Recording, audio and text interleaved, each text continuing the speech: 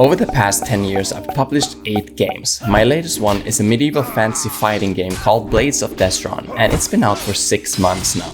In that time, it has made $22,000, but I've also spent around $75,000 on art, music, licenses, etc. over the 3.5 years that the game has been in development, which puts me at around $53,000 in the red. If you're wondering how I could afford this, then the answer is Gladihoppers. Gladihoppers ran so Blades of Destron could walk.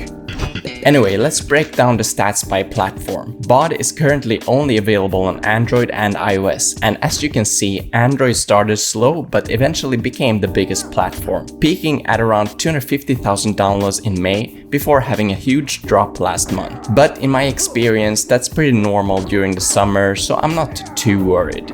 Android accounted for about 77% of total downloads during this period, and if you look at revenue, the curves mostly follow the download trends, with one big exception. iOS is much closer to Android in terms of revenue.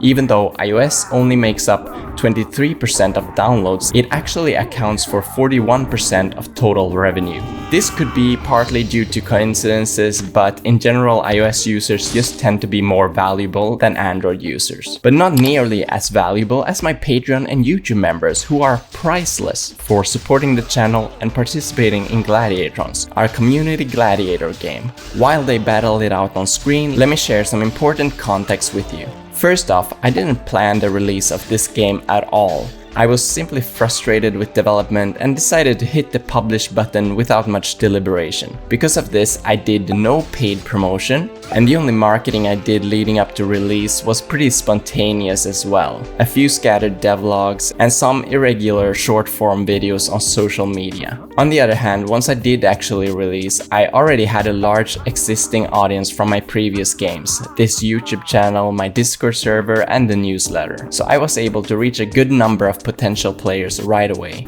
Now let's talk about monetization.